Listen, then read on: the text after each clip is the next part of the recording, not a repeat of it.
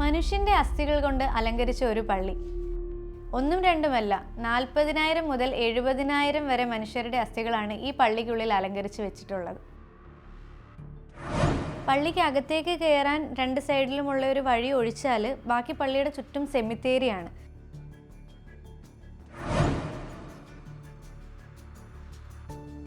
പ്രാഗിൽ നിന്നും 1 മണിക്കൂർ മാത്രം കാറിൽ യാത്ര ചെയ്താൽ സെഡ്ലെക് ഒസുവരി എന്ന ഈ പള്ളിയിലെത്താം.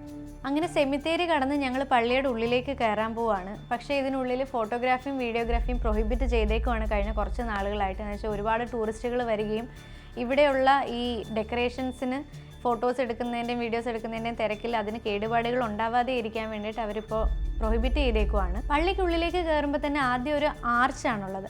ഈ ആർച്ചിൻ്റെ ഷേപ്പിൽ തന്നെ മനുഷ്യൻ്റെ തലയോട്ടികൾ വെച്ചിരിക്കുക.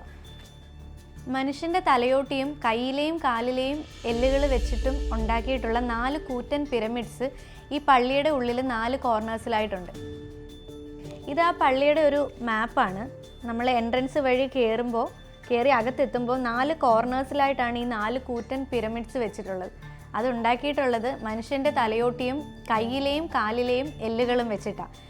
16ാം സെഞ്ച്വറിയിൽ കാഴ്ചശക്തി ഇല്ലാത്ത ഒരു മങ്കാണ് ഈ പിരമിഡ്സ് ഉണ്ടാക്കിയത് എന്നും കൂടെ അറിഞ്ഞപ്പോൾ അത് നമ്മൾ ഈ പിരമിഡ് കാണുന്നതിനേക്കാളും വിസ്മയിപ്പിക്കുന്ന ഒരു കാര്യമായി. പക്ഷേ കാഴ്ചശക്തി ഇല്ലാത്ത ഒരാൾ എങ്ങനെയാണ് ഇത്രയും വലിയൊരു പിരമിഡ് ഇത്രയും ആർട്ടിസ്റ്റിക്കായിട്ട് ഉണ്ടാക്കിയത് എന്നുള്ളത് ഇപ്പോഴും ഞങ്ങൾക്ക് ക്ലൂലെസ് ആണ്. പിന്നെ ഈ 2019 ആയപ്പോഴേക്കും ഇതിലൊരു പിരമിഡിന് ബലക്ഷയം സംഭവിക്കുകയും അത് റീകൺസ്ട്രക്റ്റ് ചെയ്യേണ്ടതായിട്ടും വന്നു. അത് റീകൺസ്ട്രക്റ്റ് ചെയ്യാൻ വേണ്ടിയിട്ട് ഇത് പൊളിച്ചപ്പോഴാണ് ഇവിടുത്തെ അതോറിറ്റീസ് വരെ അറിഞ്ഞത് ഈ എല്ലുകൾ തമ്മിൽ കണക്ട് ചെയ്തിട്ടാണ് ഈ പിരമിഡ് ഉണ്ടാക്കിയതെന്നാണ് അതുവരെയും ഈ പിരമിഡ്സ് കണ്ടിട്ടുള്ള ആളുകൾ കരുതിയത്. പക്ഷേ ഇത് ഈ റീകൺസ്ട്രക്ഷന് വേണ്ടിയിട്ട് ഇത് പൊളിച്ചപ്പോഴാണ് അറിഞ്ഞത് ഇതിൽ ഒരെണ്ണം പോലും തമ്മിൽ കണക്ട് ചെയ്തിട്ടില്ല. ഒന്നിന് പുറത്ത് ഒന്ന് വെച്ചിട്ടാണ് ഇത്രയും വലിയ പിരമിഡ് ഈ കാഴ്ചശക്തി ഇല്ലാത്ത മങ്ക് ഉണ്ടാക്കിയെടുത്തത്. പിന്നെ ഈ പള്ളിയുടെ ഒരു മെയിൻ അട്രാക്ഷൻ എന്ന് പറയുന്നത് പള്ളിയുടെ നടുക്കായിട്ടുള്ള ഒരു ചാൻഡലിയർ ആണ്. ചാൻഡലിയർ എന്ന് പറയുമ്പോൾ ഒരു തൂക്കുവിളക്ക്. ആ തൂക്കുവിളക്കിൽ മനുഷ്യ ശരീരത്തിലെ എല്ലാ അസ്ഥികളും ഉണ്ടെന്നാണ് ഇവർ പറയുന്നത്. അതായത് മനുഷ്യ ശരീരത്തിലെ ഒന്നിടവിടാതെ എല്ലാ അസ്ഥികളും കൊണ്ടുണ്ടായിട്ടുള്ള ഒരു ചാൻഡലിയർ ആണ് പള്ളിയുടെ നടുക്കായിട്ട് വെച്ചിട്ടുള്ളത്. കാണുമ്പോൾ നമുക്ക് തോന്നി ഇത് ഉണ്ടാക്കി വെച്ചിരിക്കുന്നത് എങ്ങനെ ഒരാൾക്ക് ഇങ്ങനെ മനുഷ്യൻ്റെ അസ്ഥികൾ ഇങ്ങനെ ആർട്ടിസ്റ്റിക്കായിട്ട് അറേഞ്ച് ചെയ്ത് വെക്കാൻ പറ്റും എന്നുള്ള ഒരു അത്ഭുതം നമുക്കും തോന്നും. ഈ ചാൻഡലിയറിൻ്റെ താഴെയായിട്ട് നമുക്കൊരു വാതിൽ കാണാം. കുത്നാഹൊറ എന്ന സ്ഥലത്താണ് ഈ സെഡ്ലെക്സ് ഒസുവരി എന്ന ഈ പള്ളി സ്ഥിതി ചെയ്യുന്നത്. ഈ സ്ഥലത്തെ 14 വെൽത്തിയസ്റ്റ് ആയിട്ടുള്ള ആളുകളെ അടക്കം ചെയ്തിരിക്കുന്നത് ഇതിന് താഴെയാണ്.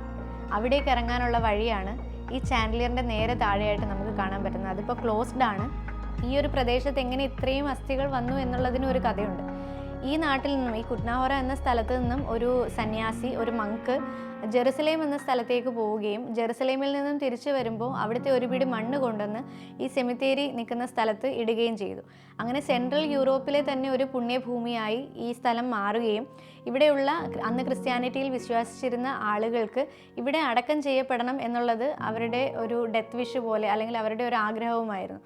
അങ്ങനെ ഉള്ള ഈ സ്ഥലത്ത് 13ാം നൂറ്റാണ്ടിൽ, അതായത് 1315 ഒരു കൊടും പട്ടിണി വരികയും ആ പട്ടിണി ബാധിച്ച് 30,000-ഓളം ആളുകൾ ഇവിടെ മരണപ്പെടുകയും ഉണ്ടായി. അത് കഴിഞ്ഞ് 30 വർഷം കഴിഞ്ഞപ്പോഴേക്കും പ്ലാഗ് എന്ന ലോകത്തെ മുഴുവൻ ബാധിച്ച ആ മഹാമാരി ഇവിടെയും ആളുകളെ ബാധിക്കുകയും അതിലും ഒരുപാട് ആളുകൾ മരണപ്പെട്ടു. പിന്നീട് ഒരു 15ാം സെഞ്ച്വറി ആയപ്പോഴേക്കും ഹുസൈറ്റ് വാർ എന്ന ഒരു യുദ്ധം ഈ നാട്ടിൽ ഉണ്ടാവുകയും അതിലും ഒരു 10,000-ഓളം ആളുകൾ മരണപ്പെടുകയും ചെയ്തു.